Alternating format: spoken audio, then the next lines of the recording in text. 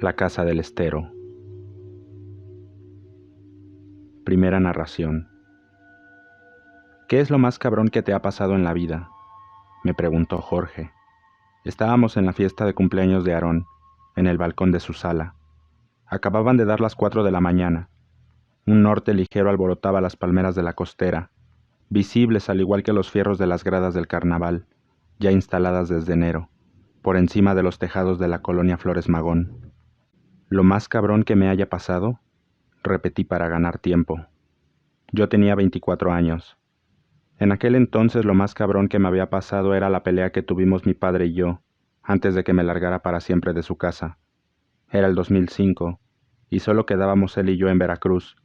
Julio estudiaba en Ensenada, y mamá, bueno, digamos que mamá estaba de vacaciones indefinidas en el norte del país, desde donde telefoneaba de vez en cuando para platicar de cosas que cada vez tenían menos sentido. Papá ya se había deshecho de las cosas de mamá, su ropa, sus papeles, sus perfumes. Metió todo en bolsas de basura y la sacó a la calle. No dejó de echar fiesta desde entonces. Yo era la que trabajaba para comer y pagarme la carrera. Pero, ¿qué caso tenía contarle eso a un muchacho al que apenas conocía? Una cosa era que me dejara dar sorbos a su cerveza y que me mirara con ojos negros, bellamente entornados, y otra, contarle cómo en aquella última pelea yo había amenazado a mi padre con su propia arma, una 45 automática que él mismo había escondido en mi tapanco, porque su tronadera de música electrónica llevaba días sin dejarme dormir. No sé, la verdad es que no sé, respondí al final, presionada por aquellos ojos a la vez penetrantes y somnolientos. Intuí que su respuesta sería mejor que la mía, pero algo pasó. Algo interrumpió nuestro diálogo en el balcón, y Jorge no me contó la cosa más cabrona que le había pasado, sino 3 meses después, cuando tuvimos nuestra primera cita. Él llevaba 2 caguamas encima cuando yo llegué al bar, tarde y un poco mojada por la lluvia. Me senté en la mesa que eligió sobre la acera. Corría un viento tibio que me secó rápidamente. Lo dejé guiar la conversación porque, la verdad, a 3 meses de la fiesta de Aarón, no lograba recordar su nombre de pila, solo su apellido, su apodo de barrio, el Metallica, y su mirada.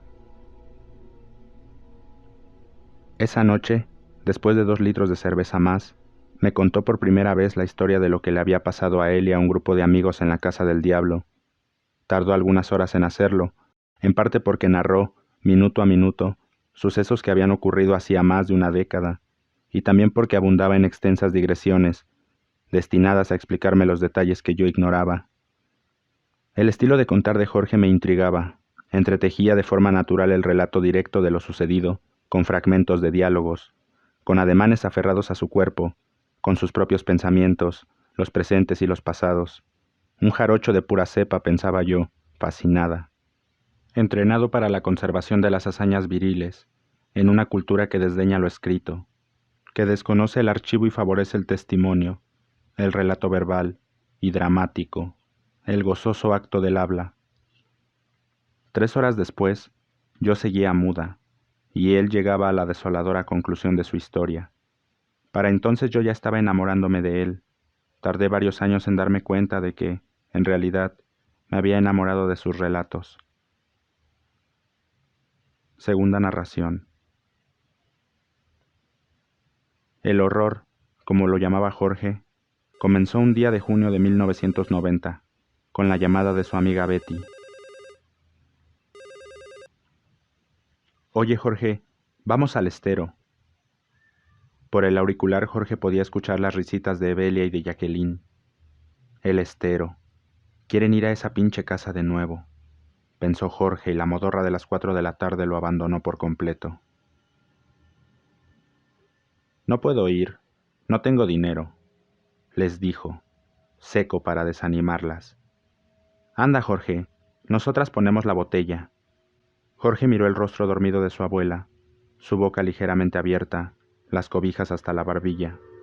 El teléfono estaba en el cuarto de la anciana, pero ella nunca escuchaba el timbre. Dormía hasta tarde porque se pasaba las noches en vela. Decía que la tía de Jorge, su hija fallecida años atrás, se le aparecía al pie de la cama y le movía las piernas, No tengo nada, ni para el autobús. No importa, nosotras te invitamos. Jorge tuvo ganas de hablarles de lo que se vivía en la casa del estero, pero no se atrevió. Anda, no seas mamón. Te esperamos en Plaza Acuario, dijo Betty y luego colgó el teléfono. Jorge marcó entonces el número de Tacho. ¿Bueno? Respondió este. Oye, carnal, fíjate que... Sí, ya me hablaron. ¿Tú qué dices? ¿Vamos? Tacho permaneció en silencio. Jorge retorcía el cordón del teléfono impaciente. Dejarle a Tacho la decisión de ir o no a la casa abandonada era como lanzar una moneda al aire.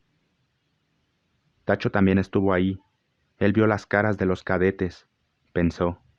Deseaba con toda el alma que su amigo se negara a ir.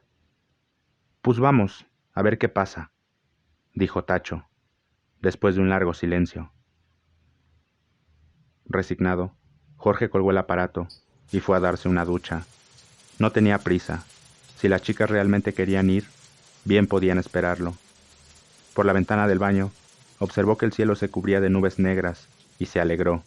Se vistió y salió de la casa sin despertar a la abuela. No había avanzado ni 10 metros sobre la avenida cuando el aguacero comenzó a caer. Gotas gruesas tupieron el pavimento, pero Jorge no se molestó en cubrirse. Ahora ya no querrán ir. Es la excusa perfecta. Cómo amaba Jorge las tormentas instantáneas de finales de primavera. Para cuando llegó a casa de Tacho, la lluvia había cesado. Su amigo lo esperaba fumando bajo un árbol. Estaba listo. ¿Nos vamos?, preguntó, él también inseguro. El sol brillaba de nuevo en el cielo e iluminaba las fachadas de las casas. Los niños regresaban en tropel a las calles. Algunos llevaban barcos de papel en las manos. Los hacían navegar sobre un arroyo bajo la cuneta.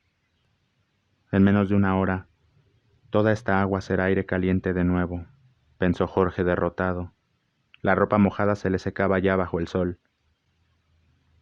Pues vamos, suspiró. Sentía el corazón como exprimido por un puño invisible, mientras caminaban al sitio en el que las chicas ya los esperaban. Tercera narración. Las leyendas sobre la casa del diablo son muchas y nada originales. Combinan relatos decimonónicos del puerto con argumentos de películas de terror de los años 80. Entre sus muros en obra negra, supuestamente, tuvieron lugar asesinatos, rituales, y penaban espíritus chocarreros. Se decía, por ejemplo, que la construcción estuvo destinada a ser un hotel con restaurante en la última planta, pero que éste nunca pudo terminarse, debido a que el vigilante mató a su familia entera y luego se suicidó. Sus almas, según la mítica porteña que relaciona las muertes violentas con la aparición de espíritus intranquilos, penaban en el sitio. Otra leyenda insistía en que la casa era la sede de una secta satánica que realizaba oscuras ceremonias en sus sótanos, relato alimentado por la cercanía de la casa del diablo con el llamado castillo de la condesa de Malibrán, un personaje a medias histórico, a medias mítico, considerado por los locales como una especie de Báthory tropical. Asimismo, existía una tercera leyenda. La casa tenía 7 sótanos, a los que se accedía por una escalera en el interior, y en el último, en el más profundo, moraba el mismísimo Satanás. Lo cierto era que la casa y el terreno, ubicados a orillas del río Jamapa, en una de las zonas de mayor plusvalía de Boca del Río, pertenecían a un empresario local, que no estaba interesado en venderlo ni en rentarlo. Una verja de acero impedía el acceso a los curiosos. La mayor parte adolescentes del puerto, que buscaban un sitio para beber, drogarse y estimular con un poco de sugestión sus glándulas suprarrenales. La costumbre indicaba que uno debía entrar a la casa a través de la verja de hierro, sobornar al vigilante en turno, y después recorrer uno a uno de los 3 pisos, aún en obra negra. El tiempo y el clima no ayudaban a la conservación de la casa, que en los años 90 carecía ya de ventanas, y cuyos pisos estaban siempre tapizados de una espesa capa de hojas secas. Una ceiba parasitaba una de las esquinas del edificio. Sus ramas invadían partes de la segunda planta. Jorge, por supuesto, escuchó de niño todos esos rumores, pero jamás había entrado. Solamente había atisbado la casa por entre la maleza del estero. a bordo del autobús, rumbo a Antón Lizardo. La oportunidad de visitar la casa llegó cuando tenía 15 años. La idea fue suya, y con ella convenció a la pandilla de scouts a la que pertenecía para que lo acompañaran. Harían una expedición a la casa del diablo, y escudriñarían sus misterios. Entraron por un portal al primer piso, recorrieron los cuartos oscuros y malolientes, que parecían haber sido construidos bajo un diseño laberíntico. Entre risas nerviosas llegaron al segundo piso, el único lugar que realmente tenía apariencia de restaurante, con separaciones que distinguían una barra, una cocina y cuartos de baño. Todo estaba cubierto de hojas secas, excrementos de roedores y cadáveres de lagartijas. Lo único extraño que encontraron fue en las habitaciones detrás de la barra, un portal con marco de piedra que conducía a una escalera. Esta descendía, formando una espiral hacia una oscuridad absoluta.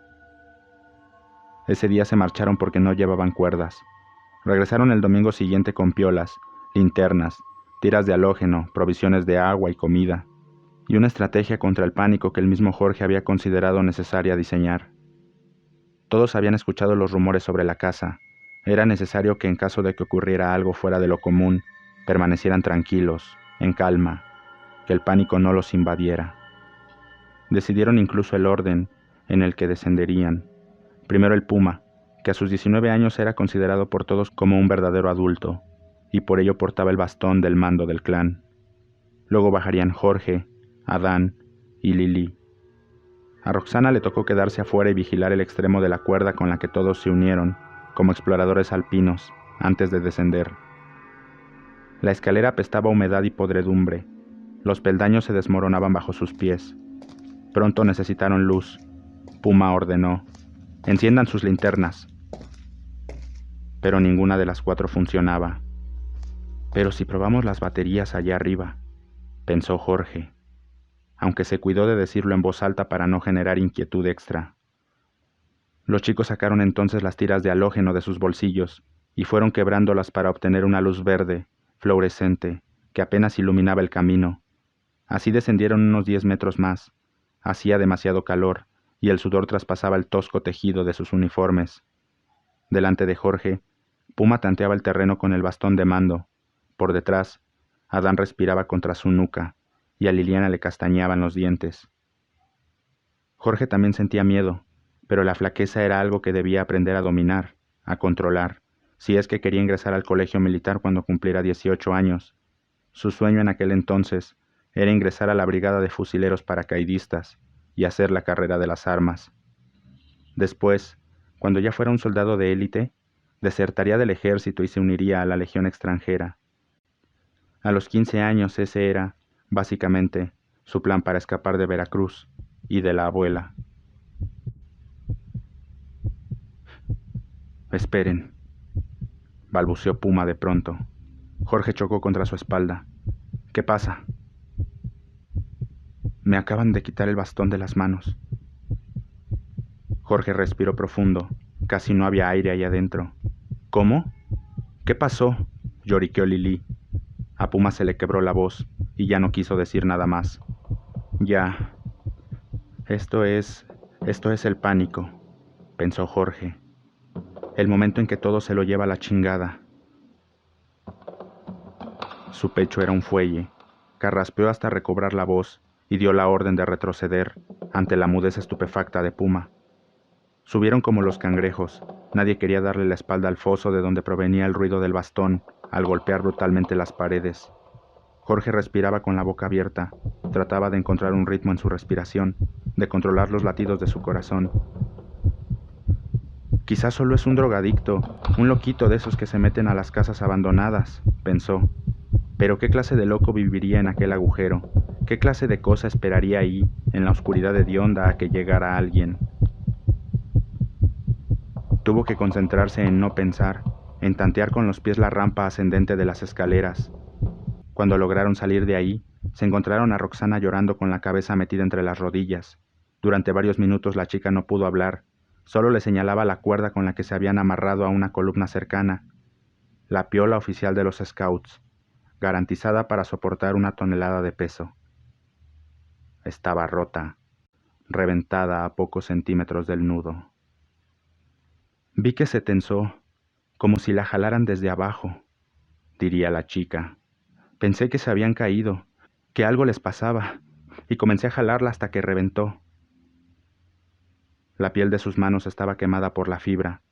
Roxana había gritado sus nombres una y otra vez al pie de la escalera. Como no le respondían, se hizo un ovillo y se dio al llanto. Lo raro era que en la oscuridad de las escaleras ellos no oyeron ni uno de sus gritos. Los scouts huyeron de la casa antes de que llegara el ocaso.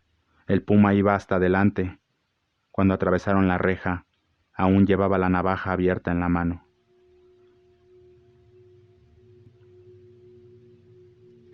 Cuarta narración. Ese fue el primer antecedente del horror. Hubo un segundo, el asunto de los cadetes, ocurrido una semana antes de la llamada de Betty.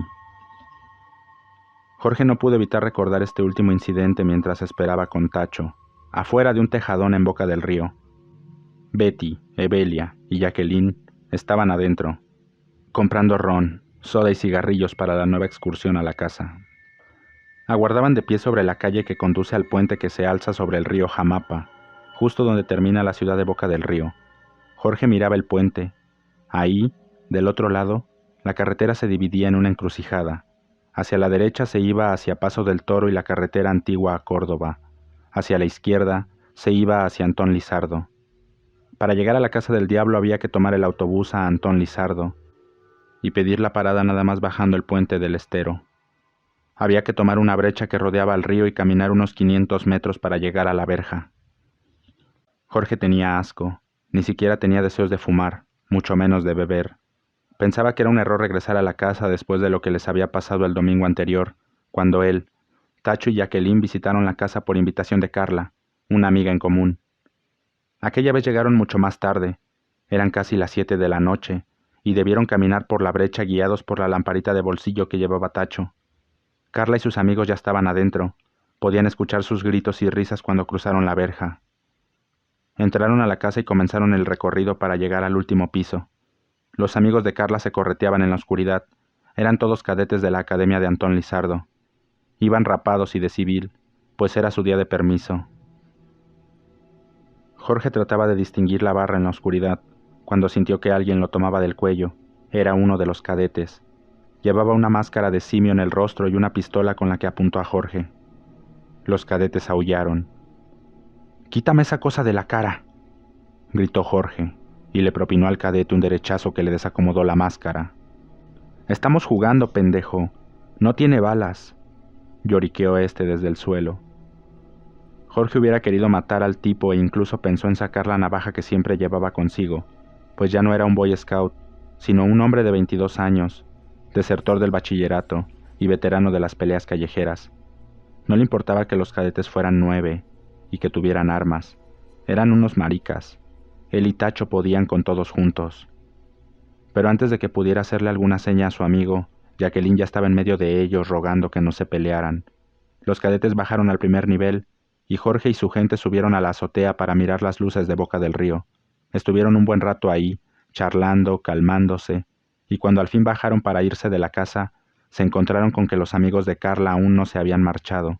Estaban todos de pie junto al río, como formados para sacar revista. Tacho les apuntó con la linterna. Estaban desencajados del susto. Carla salió de la oscuridad para reclamarle a Jorge. «Coño, Jorge, si tienes algún pinche problema con mis amigos, díselo en sus caras, pero no estén con sus mamadas de aventarnos piedras desde ahí arriba». El rostro pequeñito y agraciado de Carla se contraía en llanto. «¿De qué hablas? ¿Cuáles piedras? No te hagas pendejo. Nos aventaron piedras desde esa ventana. Fueron ustedes». Con la mano se tapaba la oreja ensangrentada. De nada sirvió que Jacqueline jurara por Dios que ellos no habían sido.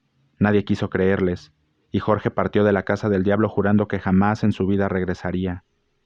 Pero una semana después, ahí estaba, y era como si la casa pareciera saberlo, como si el pueblo entero de Boca del Río supiera a dónde se dirigían. Del otro lado de la avenida, plantada en medio de la acera, una indigente lo señalaba a él y a Tacho, y chillaba: «¡Mírenlos! ¡Allá van!». Los cabellos le caían en hilachas grasientas sobre el rostro. Reía mostrando una boca llena de agujeros negros. «Vete a la verga», maldijo Tacho, visiblemente angustiado. Pero no dijo nada más. Jorge lo miró con insistencia. Quería que Tacho lo viera a los ojos y aceptara que aquello era una mala idea. Él había estado también la semana anterior. Él sabía lo de los cadetes, pero Tacho no dijo nada. Hasta pareció ofendido cuando Jorge le sostuvo la mirada. El rostro flaco y ceñudo de Tacho era un reproche. Parecía decirle en silencio: «No hagas nada o será peor. De esas cosas nunca se habla». «Allá van», aullaba la limosnera. «¡Pendejos!». Quinta narración.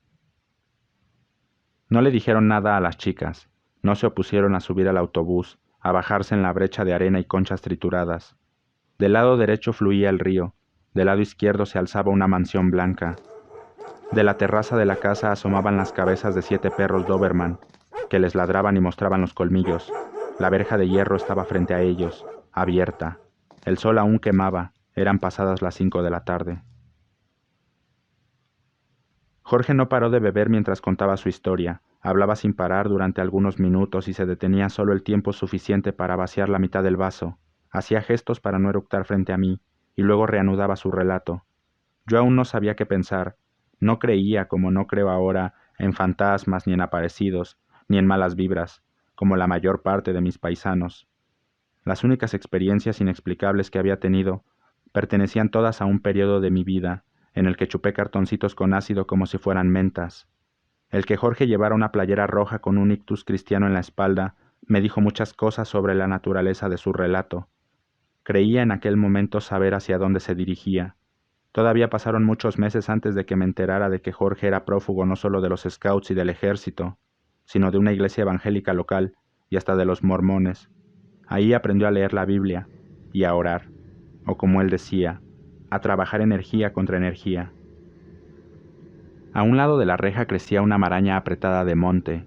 De aquel zacate cerrado justo cuando se disponían a cruzar el umbral, surgió un hombre joven, que les cerró la reja en la cara. «No, aquí no pueden pasar, esta es propiedad privada», les dijo. Era un hombrecillo bajo, insignificante. Años después, cada vez que hacía que Jorge repitiera la historia de la Casa del Diablo, le pedía que abundara en la descripción de aquel misterioso vigilante. Jorge siempre decía: «Tú puedes poner a 10 hombres formados. Si dices, me voy a acordar de todos, te acuerdas de todos menos de él. Un vato absolutamente común». «Oye, pero aquí estuvimos la semana pasada. Danos chance de pasar a ver», rezongó Jacqueline. «Pero la semana pasada yo no estaba, y ahora sí. Y aquí yo digo que no pueden pasar», respondió el vigilante. Las chicas le rogaron, le ofrecieron 50 pesos de propina. El tipo meneaba la cabeza. «No, al rato ¿quién va a escuchar sus pinches gritos?», decía con una sonrisa. Las chicas no parecían escuchar estas razones. Después de 20 minutos de discusión, Jorge, aún mareado, apartó a las chicas y se encaró con el vigilante. «Mira, ni tú ni yo, dejémoslo a la suerte», le dijo. Al tipo le brillaron los ojos. «¿Qué propones?»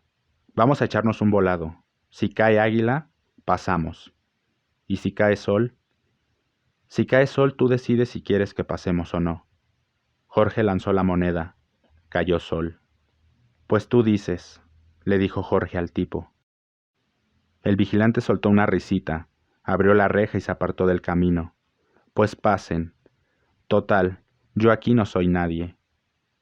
Y así riendo quedito desapareció entre el monte. No volvieron a verlo. Jorge condujo al grupo a una terraza del último piso, a la que consideraba segura, en parte porque colgaba fuera de la casa junto a la ceiba parásita. No quiso beber más que soda. Sentía que debía permanecer alerta, con la espalda apuntando a la ceiba y al río, y la mirada clavada en el portal que daba a la casa.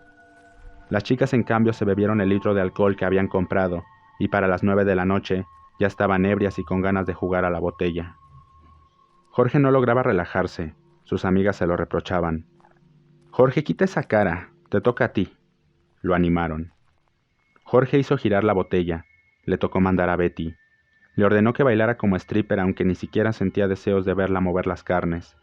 La chica subió a una de las bancas de la terraza y bailó entre risas. Se dio la vuelta para alzarse la playera. Lanzó un grito y bajó del banco de un salto. «¡Viene alguien! ¡Viene alguien!». Jorge se levantó como resorte. Miró hacia la casa. Una sombra atravesó la ventana, una sombra que no se subía y bajaba como dando pasos, sino que se deslizaba hacia el otro extremo del tercer piso, una sombra lo bastante oscura como para sobresalir en la oscuridad de la casa vacía. Hacia la barra, pensó Jorge en aquel momento, hacia la escalera escondida detrás. Les ordenó a las chicas que se recostaran en el piso y a Tacho que aguardara junto al marco de la ventana. Así, con los puños apretados y el estómago hecho un nudo, esperó a que el intruso hiciera su aparición en la terraza. Pasaron unos 10 minutos de tensión insoportable en los que solo se escucharon los susurros angustiados de las chicas y el rumor de los grillos y de las salamandras. Ningún paso, ningún reclamo, nada. Evelia comenzó a gemir, y eso los hizo salir del trance. Jorge ordenó la retirada. Todos se pusieron en pie menos Evelia. «Jorge, algo le pasa», dijo Betty. Evelia, acostada boca abajo sobre el piso de la terraza, jadeaba y se sacudía como si riera.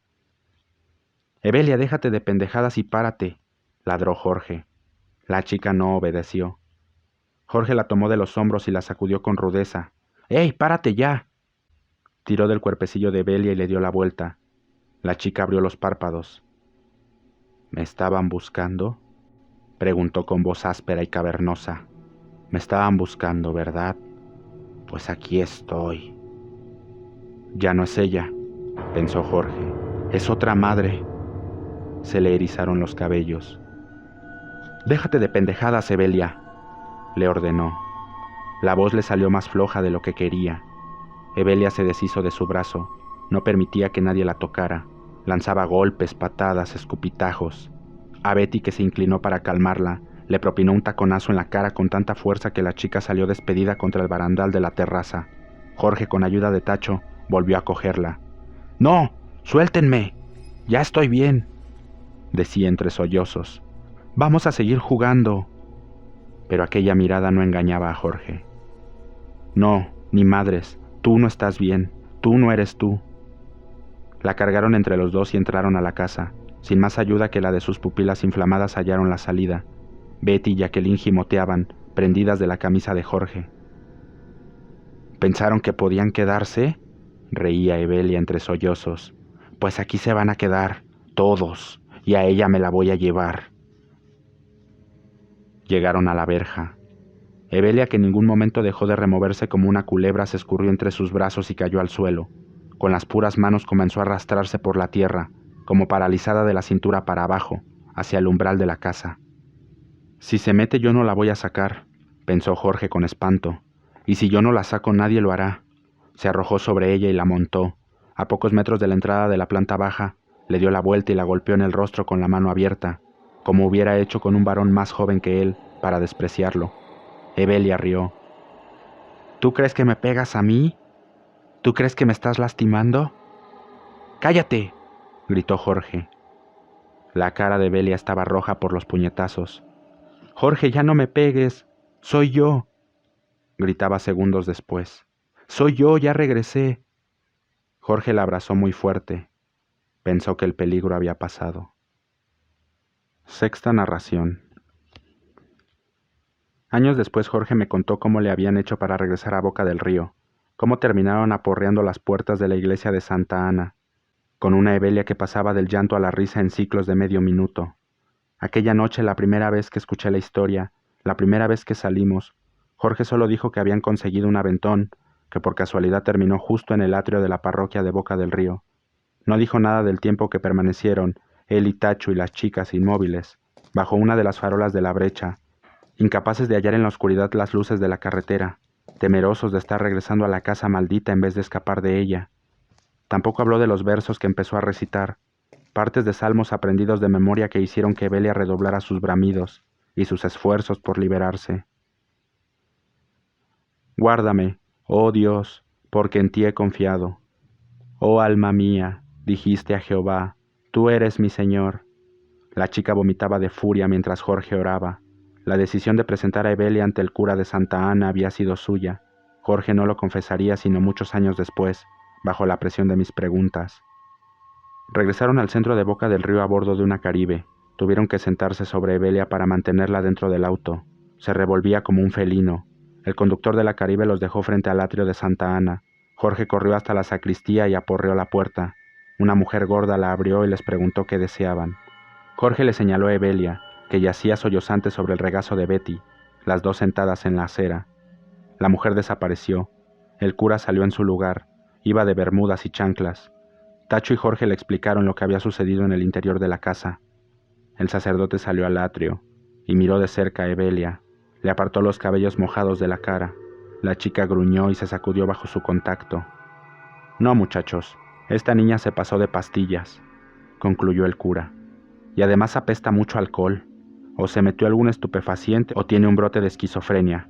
Mejor llévenla a la Cruz Roja». Se volvió a la sacristía y le cerró la puerta.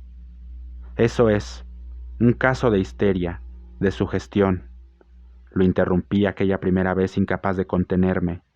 Jorge aceptó que él también lo pensó. Lo que no entendía era que el sacerdote se lavara las manos. ¿Sabes? Por primera vez entendí ese tipo de películas, en donde hacen el efecto ese de que todo se te viene encima. Me sentía en un mundo diferente. La gente que pasaba se nos quedaba mirando, como si fuéramos un espectáculo. No eran ni las 11 de la noche. Un hombre se les acercó. Era un taxista. «Oigan, yo los estoy viendo desde hace rato. ¿Qué le pasa a la muchacha?». Los chicos le contaron. «Yo conozco un curandero y es bueno. Si quieren vamos, es aquí en el Morro», propuso. Como era a menos de 10 minutos de ahí, decidieron subirse al auto. Treparon por una colina hasta llegar a un terreno bardeado. En medio yacía una casa levantada con torpeza pero bien pintada.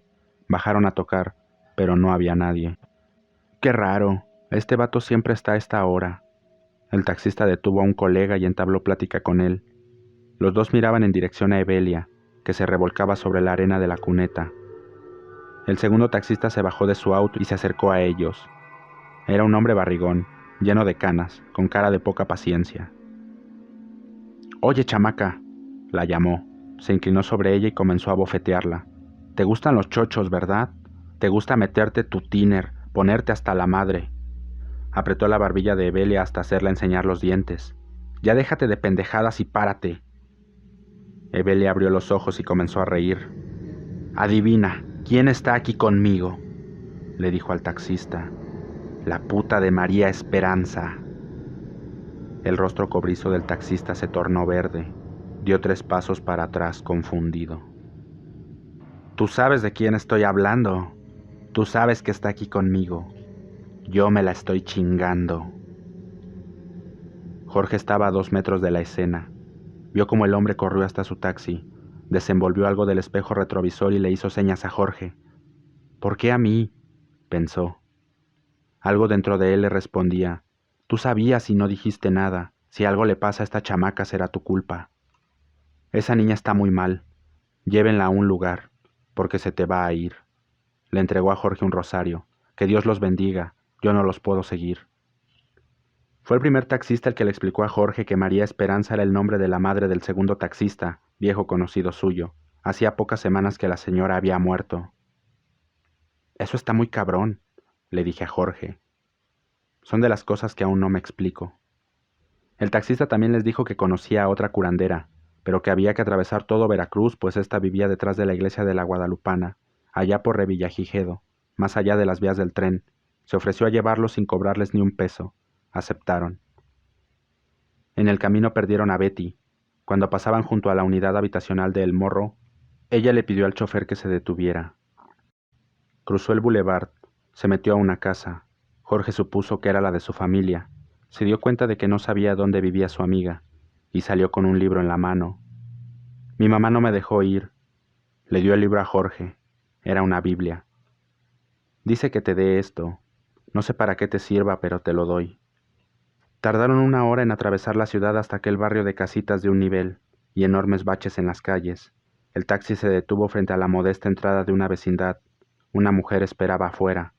Cuando el auto se detuvo, les abrió la puerta. Tenía un rostro amable, regordete.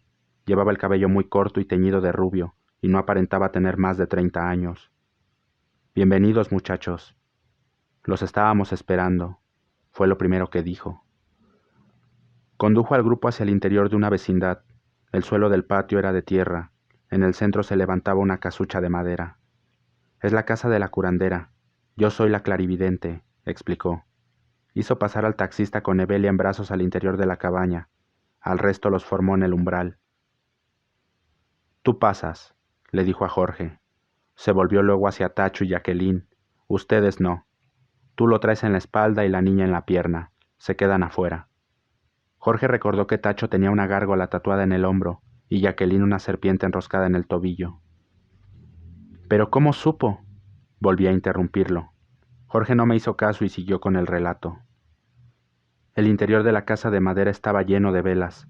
Sobre una de las paredes colgaban 3 retratos. Al centro, el de Cristo vestido de túnica blanca, sin corona de espinas, sonriente y relajado como si posara para una foto. Lo rodeaban las imágenes de una mujer hermosa, que Jorge creyó era la Virgen, y de un Catrín de mirada enigmática y piel clara que llevaba patillas y bigotito. La curandera era una mujer madura, de piel muy oscura y cabello gris, suelto hasta las caderas. Tan pronto entró al lugar, ordenó que sentaran a Evelia en un sillón colocado en medio de la estancia y que fueran Jorge y el taxista quienes la sujetaran de los brazos. La mujer tomó un ramo de hierbas de una mesa y comenzó a azotar con ellos el cuerpo de Evelia, mientras invocaba una retahíla de santos católicos. Evelia mientras tanto hacía lo suyo, aullaba y bramaba y maldecía. La curandera tomó un huevo y se lo pasó a la chica por las sienes. Se reventó cuando tocó la piel sudorosa.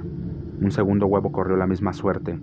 La curandera tomó un limón y unas tijeras, y rayó una cruz sobre el limón, y se lo untó a Evelia por el cuerpo. El fruto quedó amarillo, con manchas marrones, como si se hubiera podrido. Para entonces Evelia se sacudía tan fuerte que Jorge tuvo que hacer un esfuerzo para impedir que el cuerpecillo de su amiga se levantara del asiento. Ya no reía ni lloraba, mostraba los dientes y las encías negras, e intentaba morder a Jorge y al taxista, a la propia curandera. Las venas y tendones de su cuello parecían cables a punto de reventar. Me estaban buscando. Ella me andaba buscando y aquí estoy, repetía enfurecida. La curandera bañó a Evelia con agua bendita. La chica chilló como si la estuviesen acuchillando. Sal, espíritu impuro, en nombre del Señor Jesucristo, en nombre de su bautizo, en nombre de su crucifixión, en nombre de su resurrección, decía la curandera. Eran las únicas palabras en la retahíla de aullidos que se escuchaban, que Jorge comprendía. Ella me llamó, ella me fue a buscar, esta perra es mía. Las llamas de las veladoras, cientos de ellas sobre las paredes, chisporrotearon a cada palabra. Cada vez que Evelia gritaba, las mechas de las velas tronaban y despedían chispas, como si las hubieran espolvoreado con pólvora. Séptima narración. Años después, cuando Jorge y yo ya vivíamos juntos, le pedí que me contara de nuevo esa historia de la casa del diablo. Compramos cervezas y nos tendimos en los diminutos sofás que poseíamos. 2 de las 4 paredes de la sala tenían grandes ventanales. Con las luces encendidas solo podíamos ver el reflejo de nuestros propios rostros, y no la oscuridad de la noche, lo que resultaba algo inquietante. ¿Y nunca pensaste que todo podía ser un truco? Las velas pueden tener basura, pudieron haberles echado algo. Y el limón a lo mejor yo me lo imaginé verde y ella lo cambió. Lo sé, pero hubo más cosas. ¿Cómo supo Evelia lo del taxista? ¿Cómo entre todos apenas podíamos sostenerla, si la chamaca no pesaba más de 40 kilos? Bueno, la fuerza de los dementes y la luz que se iba y regresaba, alguien pudo haberla controlado desde afuera. Jorge sacudió la cabeza. ¿Sabes qué sentía durante el ritual? Se me figuraba que la curandera era como un ingeniero en sistemas, como el cuate al que llamas todo histérico porque tu máquina tronó y él te dice, ok, ¿ya se fijó si la máquina está conectada? O sea, empezó desde cero, la albahaca, los huevos, y de ahí fue subiendo, hasta sus rezos se iban volviendo más intensos. Después de un rato, hablaba en lenguas que yo no podía entender. Glosolalia, dije apelando a mi ñoñez, y a los libros de psiquiatría y antropología que tuve que leer para tratar de entender aquella historia.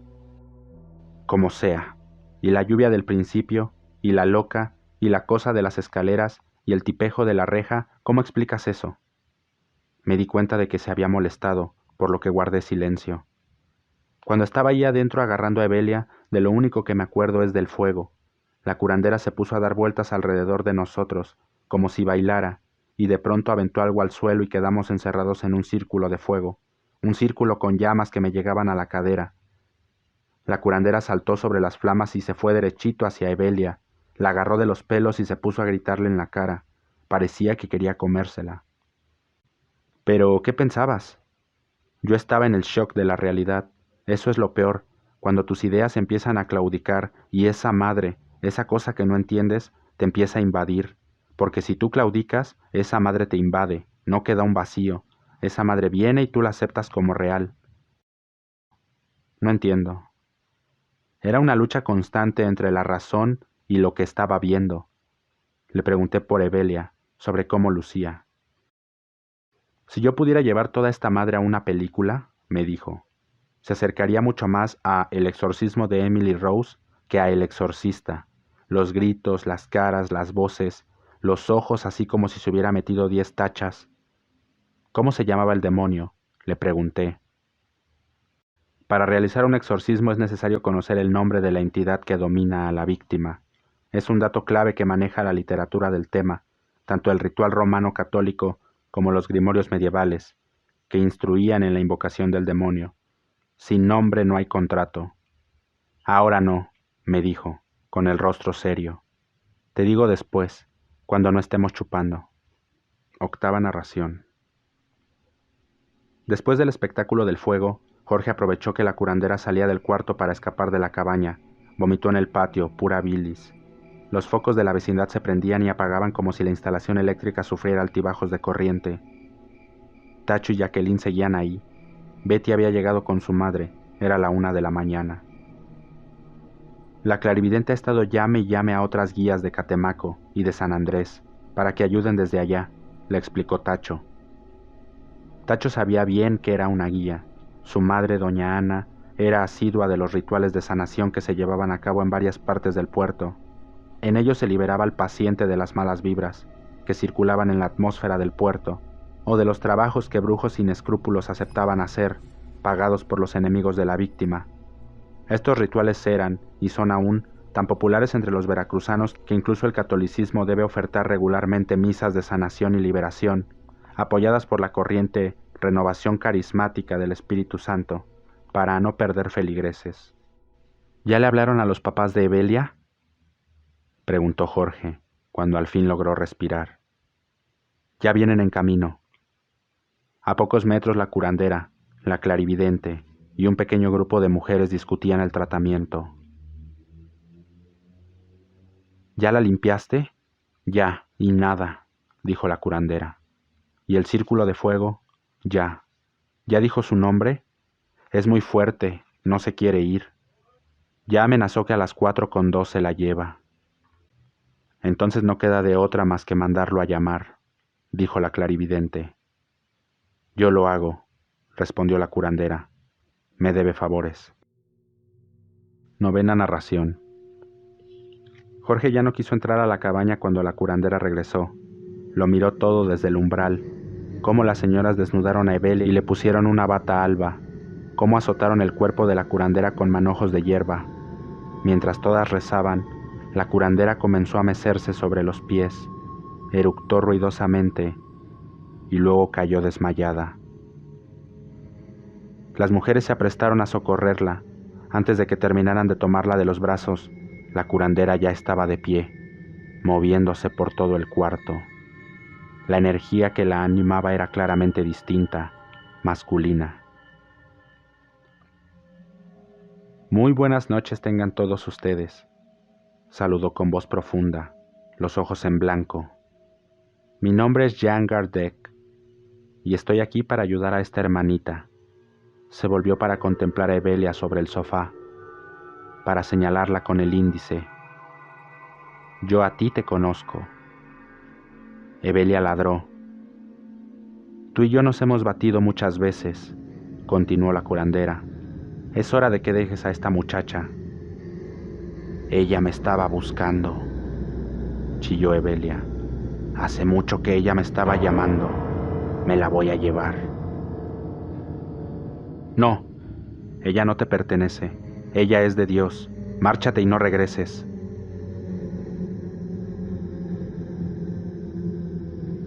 Jean Gardec se cruzó de brazos. Se retorció los invisibles bigotes entre los dedos. Algo has de querer a cambio. Pide. Evelia mordía el aire. ¿Qué tal un cabro?, sugería la curandera condescendiente. ¿Qué tal un cabro? Todo bien negrito.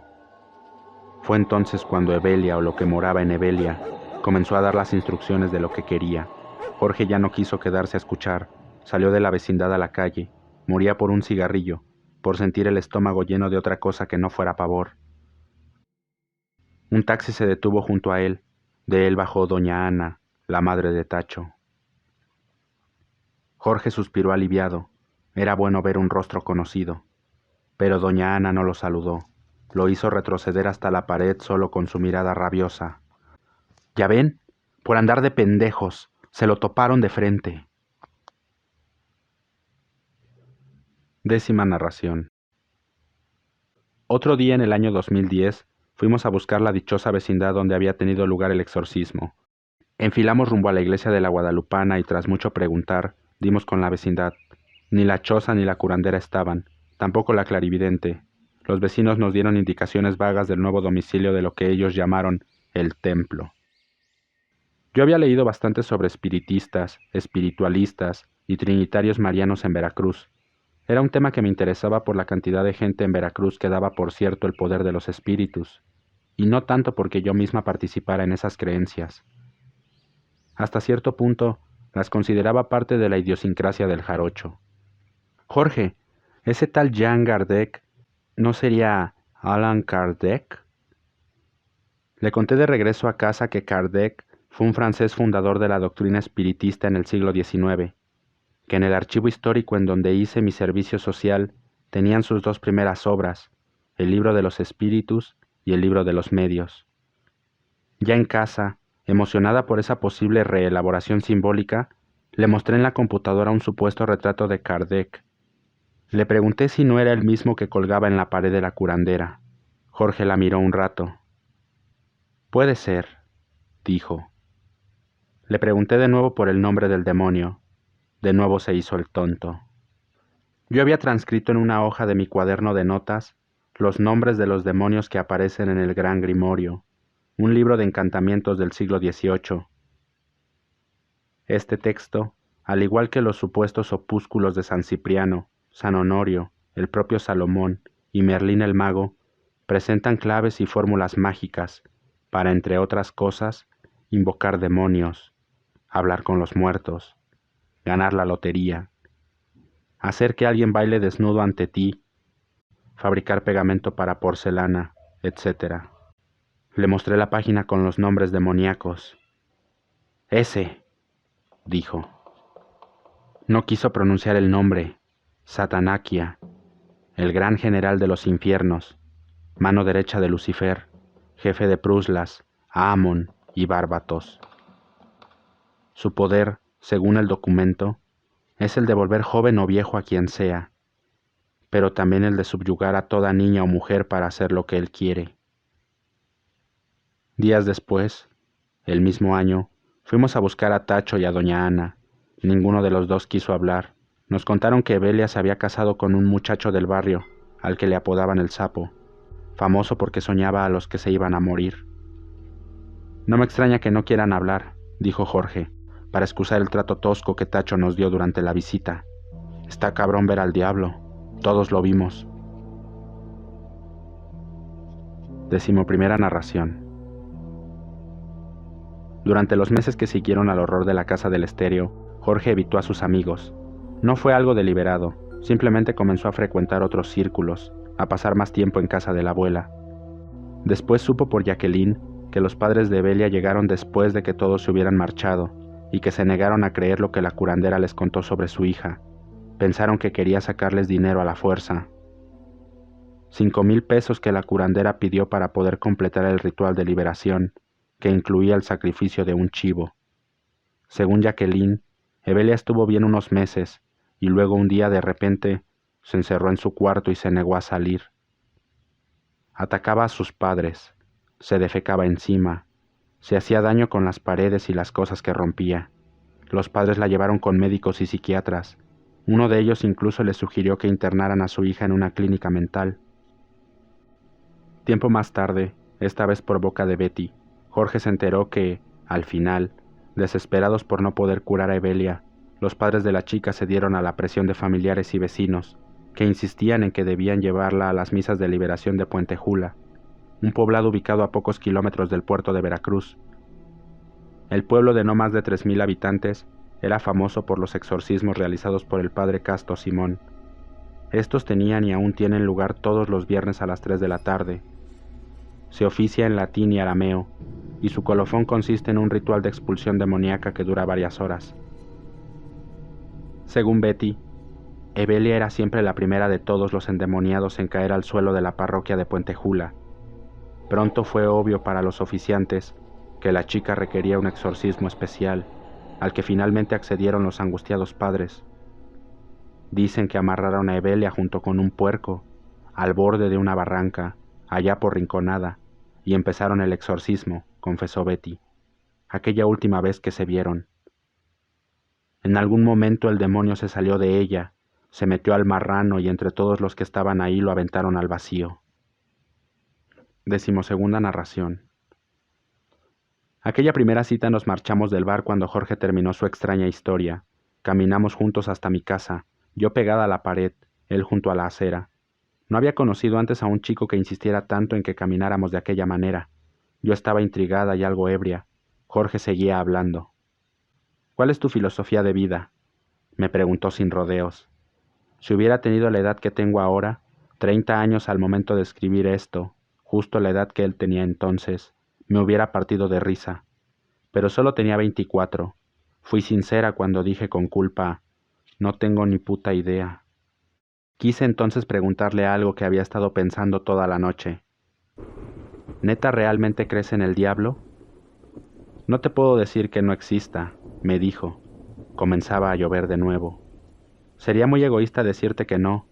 Vivimos en un universo vastísimo, manejado por energías incomprensibles, inconmensurables. Nosotros los humanos somos unas micromierdas en medio de este universo. No somos nada. Lo que sabemos no se compara a todo lo que nos falta por conocer, todo lo que no podemos controlar. En aquel momento no entendí que Jorge habitaba un mundo distinto del mío. Estaba, supongo, más ocupada en enviarle las señales correctas para que me besara. Lo comprendí después, cuando ya era tarde, cuando las diferencias entre nosotros fueron demasiado grandes y dolorosas como para negarlas, cuando él se fue y yo me quedé sola, con la mitad de las cosas que habíamos comprado juntos, y el perro y el gato, y una novela que entonces no era una decena de cuartillas emborronadas. Pero aquella noche de mayo, yo ignoraba todo eso.